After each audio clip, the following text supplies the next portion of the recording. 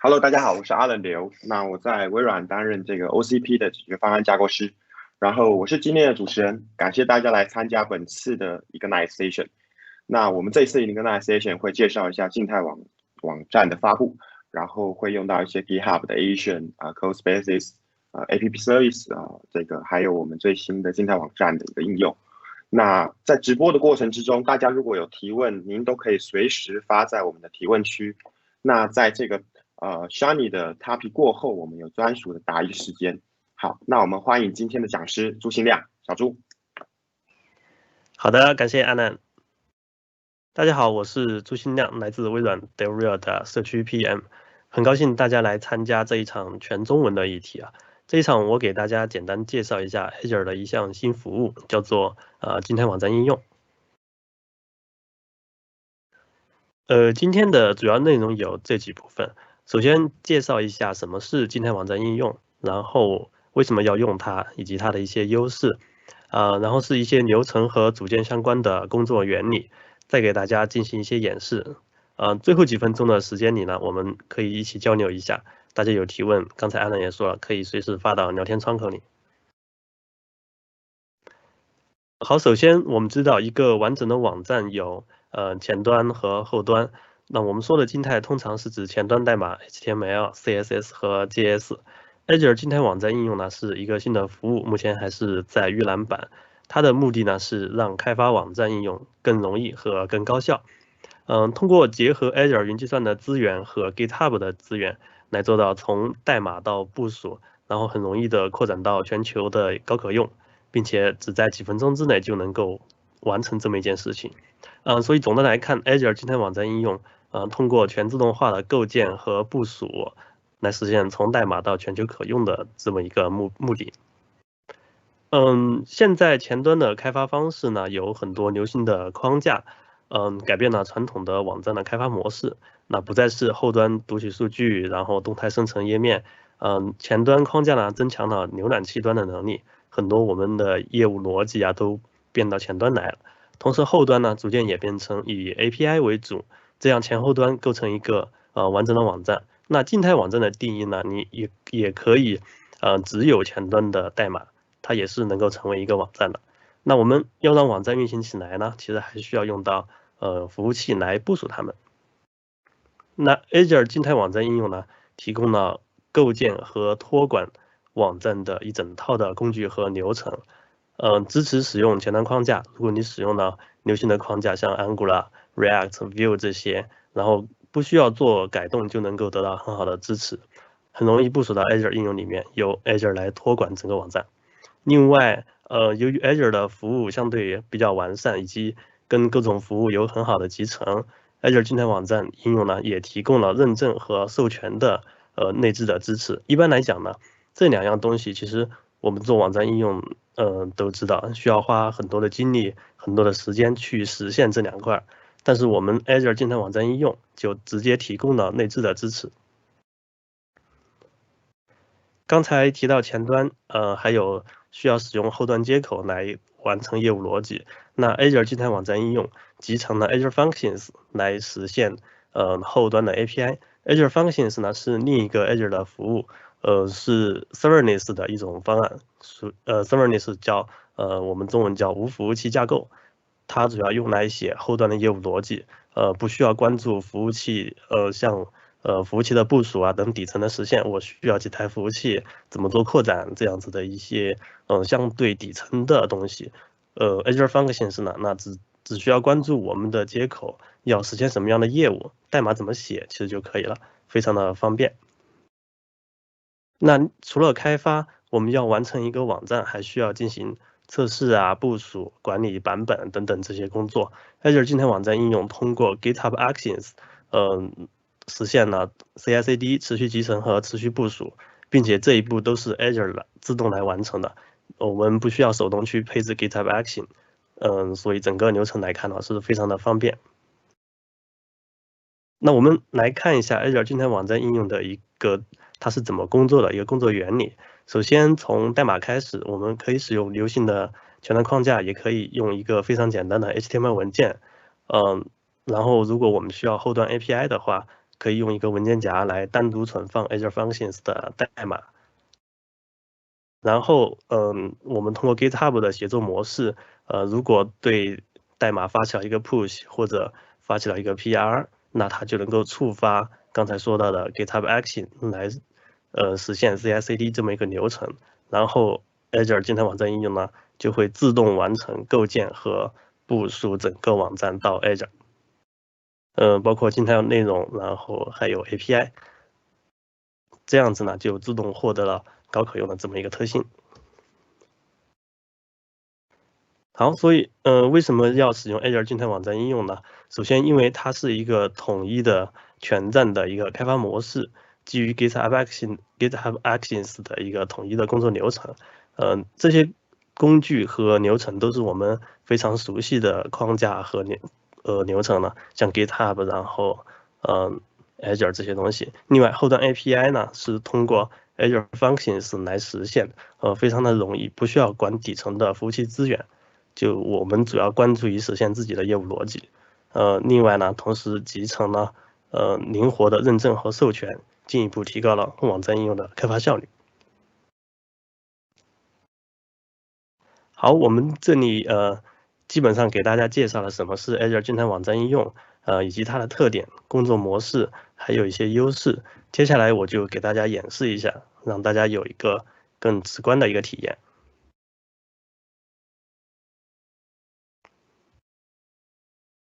好，我们开始吧。首先今天演示的代码呢，在这个GitHub 代码库里，大家可以搜索ASWASdata 来找到它。记得要先 fork 到你自己的账号下，因为 Azure 要对这个代码库进行一些配置，然后可以克隆到本地进行开发。那我这里呢，使用GitHub Codespaces 来进行演示。好，我这里已经打开了 Codespaces。它跟本地的 VS Code 的体验很像，但它是运行在浏览器里的，不需要本地安装。另外就是一些环境路径不一样。我们看一下网站代码，有2个文件，一个 HTML 和一个 JS。HTML 文件是我们网站的前端页面，使用了 Bootstrap 的样式。那这个文件里面，主要的代码块呢是我们的前端应用会显示在这一个区域里，前端的逻辑呢在这个JS 文件里。我们可以看到有一个变量保存了狗狗的名字。那我们这个网站的业务就是获取狗狗的名字，然后把它们显示在页面上。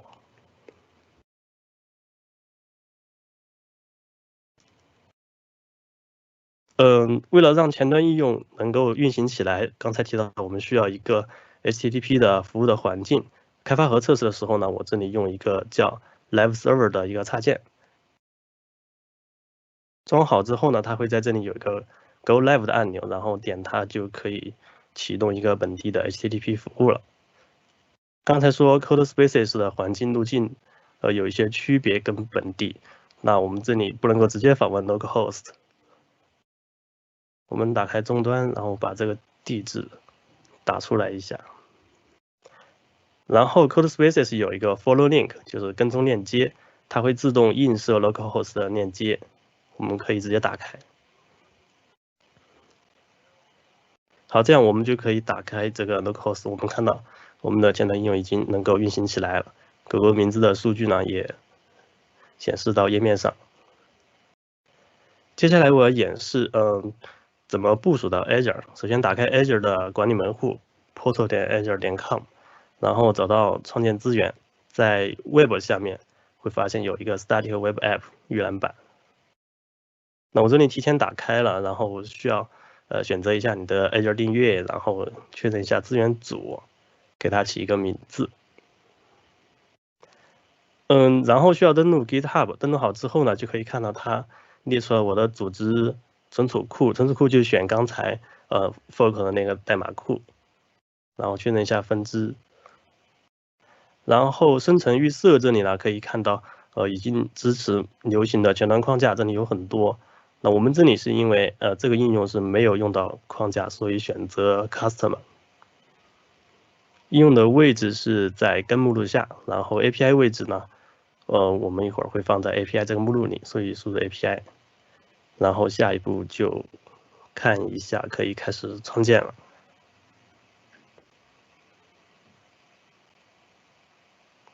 好，现在正在部署，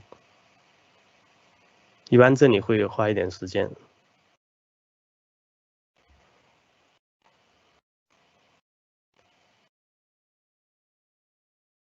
它部署好了之后会自动提示出来。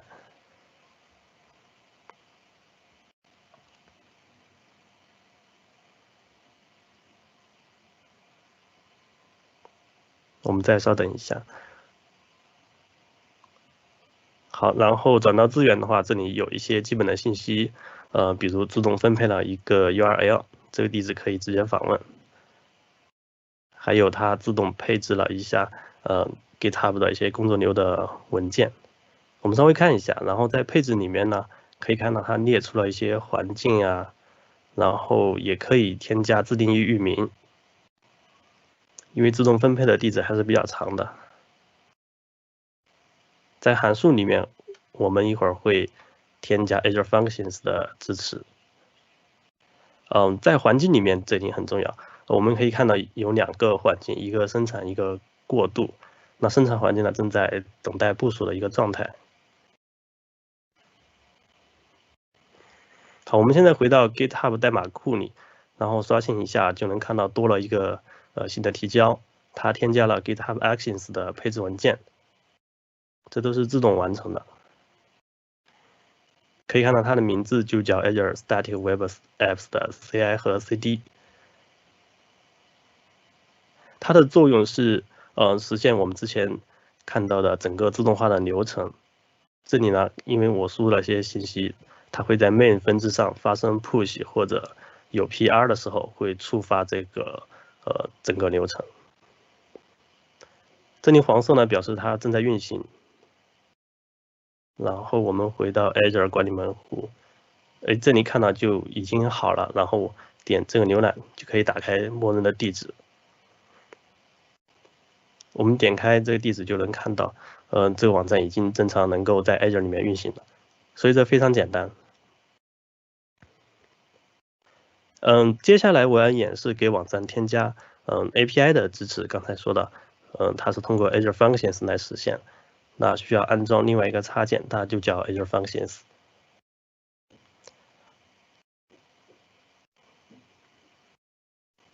装好之后呢，会在工具栏里有一个 Azure 的图标。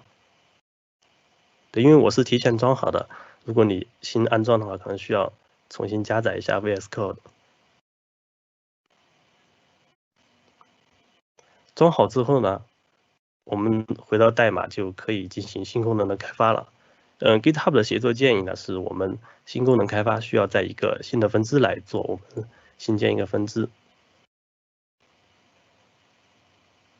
好，现在我们就在新的分支下面。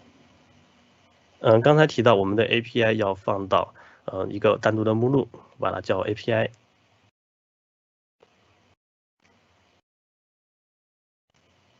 然后现在就可以通过 Azure Functions 这个插件来创建本地的 Azure Functions。这里新建项目，然后浏览。这里选择刚才我们新建的 API 这个文件夹。后端语言我们继续选择 JavaScript。触发器的话有很多，我们选择 HTTP。然后起个名字。认证方式的话，我们这里因为时间关系省略，所以选择匿名。然后它就帮我创建了后端的 API。完成之后呢，就能够看到 API 的代码。那我们需要实现自己的业务逻辑，所以我直接把我准备好的代码粘贴过来。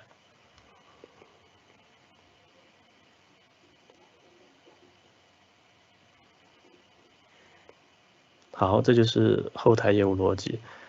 数据是在后台，大家注意一下，第一条狗狗的名字，然后它会通过 JSON 的方式来返回。那接下来我们要更新一下前端的逻辑，因为刚才前端是一些测试数据，我们需要把测试数据删掉，然后取后端接口的函数也可以把它启用起来了。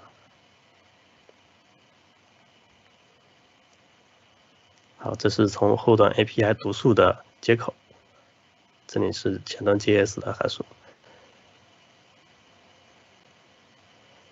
好，新功能我们到这里就开发的差不多了。其实当然还需要本地的运行来调试、来测试。那我们这里因为时间关系，这一步我就跳过。然后可以看到 Git 跟踪了文件的修改，然后我们把分支提交上去。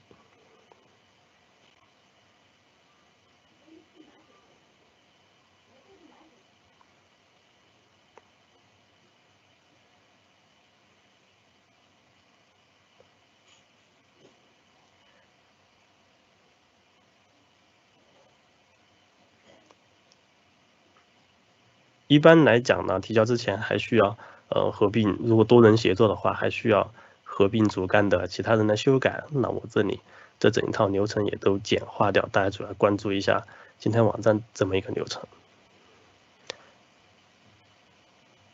好，我们到 GitHub 代码库这里看一下，自动提示有了一个新的分支，我们可以对比和创建 PR 了。这里创建的时候，我们需要注意，一定要推到自己的那个代码库里，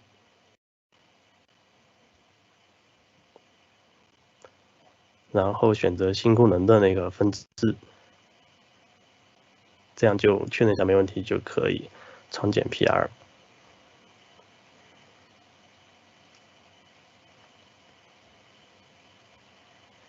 好，我们稍等一下，它会做一些检查。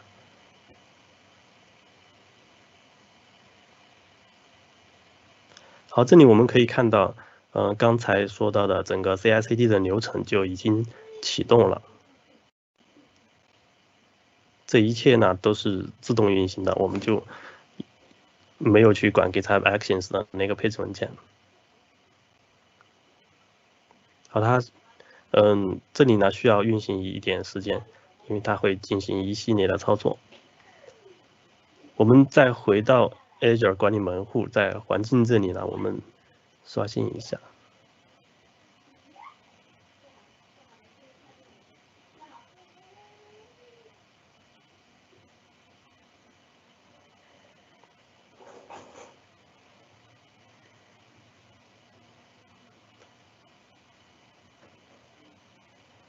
好，我们再等一下。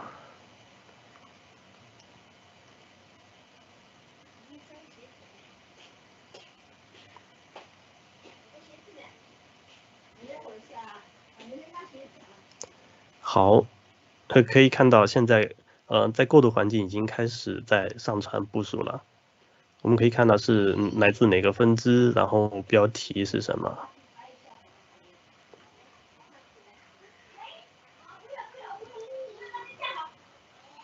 再稍等一下。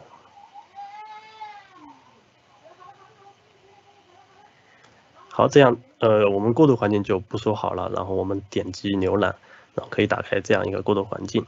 好，它已经能够正常的运行。这里可以看到第一个名字有 from API， 这说明是从我们后端 API 读取的数据。我们再看一下生产环境，可以看到它还是跟原来一样，只有本地的测试数据。一般软件系统需要先进行小范围的发布和，比如说阿尔法、贝塔这样测试。那这两套环境呢，就提供了一个很好的机制，让网站可以有不同的版本在同时运行。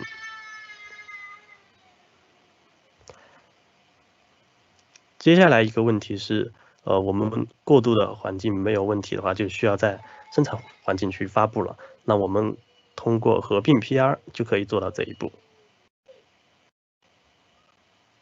回到 GitHub 来，然后这个 PR 目前是打开，然后我们可以合并它。那这个时候它的CI/CD 又会启动，然后会继续做一些工作来帮我们自动的构建和部署。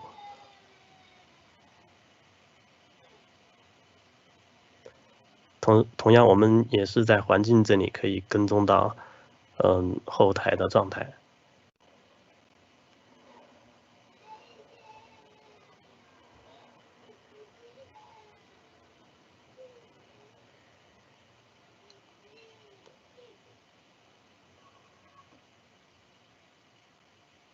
一般来讲，这里会花一点时间。如果你的网站比较大的话，花的时间还会长一点。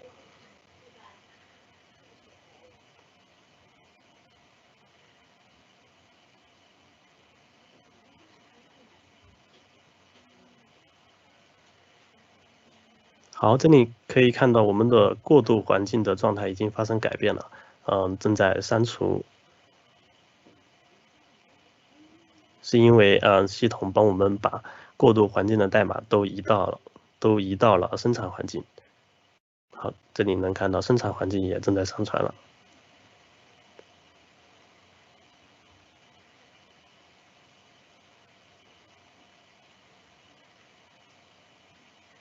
好，我们等生产环境完成。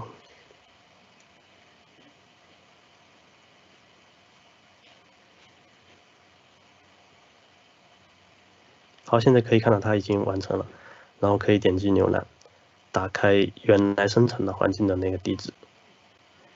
好，这里可以看到它已经是我们新的包含后端 API 的这一个网站了。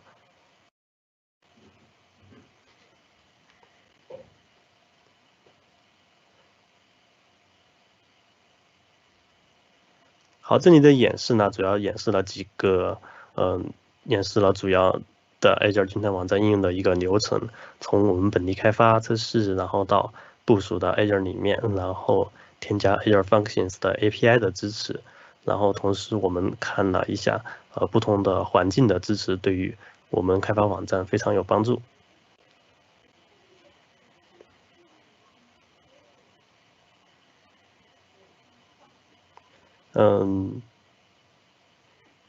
这样的话呢，我们其实可以在很短的时间之内呢，就可以完成整个静态网站应用的发布和部署。对，好，那我的演示其实差不多到这里，大家可以看一下，有没有什么样的问题？好，我们现在看一下留言区。OK 小朱，那我来稍微念一下这个留言区的一些问题，然后也许有一些人看不到问答区，所以我们就稍微来用口头的方式来解说一下。第一个问题是请问 GitHub 的 CodeSpaces 收费吗？跟 Visual Studio 相比，Visual Studio 当时的 CodeSpaces 相比？对，我看到安娜已经回复了，目前 GitHub CodeSpaces 是 beta 阶段，然后可以申请。对，申请的话就是会排队嘛，然后它开通了的话会通知到大家。对，是的 ，CodeSpaces 的 Early Access 的申请会比较久一点。那大家申请了以后，大概过个1周到2周就可以使用在你的 GitHub repository。OK，那我看了有这个小伙伴问了第二个问题，我们如何在Azure Function 里面去做一些身份验证授权等等的服务？Azure Functions 的话，就是它是另外一个单独的服务，它其实支持的非常完善了。那我们 Azure 静态网站应用里面用到了其中一小部分的功能，大家可以看一下文档，对，可以到官方文档去看一下。对，我刚刚有把相关文档放在下面的，大家可以去参考。OK，那有一个小伙伴问说，请问现在的 Static APP 支持 A/B testing 的部署吗？目前？其实从刚才我的演示里面，看的话，它有2套环境，一套生产，一套过渡，它叫 staging 嘛，就是，我的理解就是过渡环境的话，你就可以把它用来做阿尔法、贝塔啊，然后这种测试，相当于预生产的这么一个环境来使用了，对。OK，对，目前它还不像 App Service 一样可以去做一些流量的分派因为它是预览版本。OK，好，那我再看一下，说有一个小伙伴问说，我们能不能在这个 Static Apps 里面去设置我们的这个 Appellation Setting，然后来达成跟 IIS 一样的有这种转发的跳转的一个这个 URL 的 redirect。这一块我的理解，因为它是静态网站应用，它前端的话会比较，就是如果用框架的话，它前端逻辑会比较多，比如说 Angular 这些，它支持这种完善的路由啊，然后你的各种各样的一些配置，这块会比较强大一点。因为如果你使用前端的话，这块会比较强大。但是呢，它也整个 Azure 静态网站应用里面也支持 routing 这块的东西，对，可以在文档里面能找到一些点，对，可以参考一下。因为目前是预览版，然后功能的话，其实还在不断的开发中，对。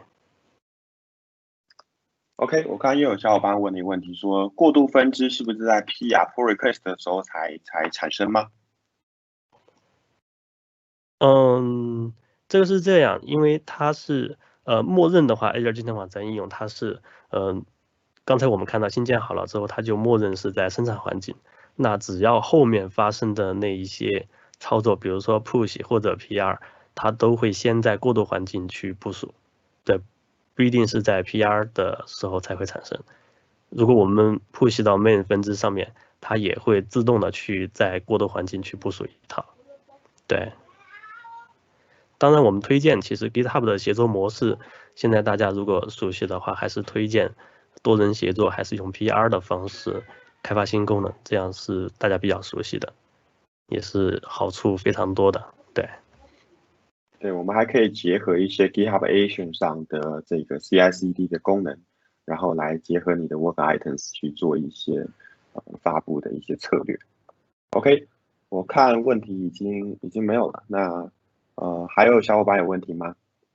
大概20秒钟，看还有没有新的问题。好，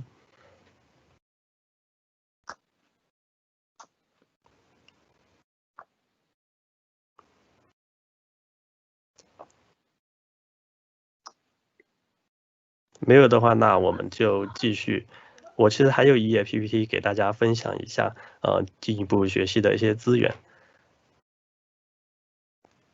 这一页的链接大家可以截屏看一下，包括呢，Azure Static Web Apps 的静态网站应用的详细的文档，然后还有推荐一个 MS Nerd 的一个学习模块，里面介绍了用前端框架和 API 集成的一些例子，而且这个学习模块里面还有沙箱环境可以体验真实的 Azure。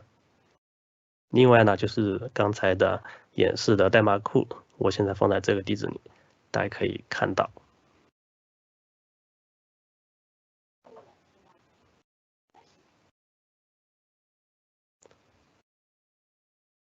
好，那今天非常感谢大家。哎，小朱，你说我没问题，对，现在问题都已经解决了。好的，谢谢安娜，谢谢大家。非常感谢大家来参加本次的 Azure 静态网站应用的中文议题。那我们今天就到此结束，谢谢。谢谢。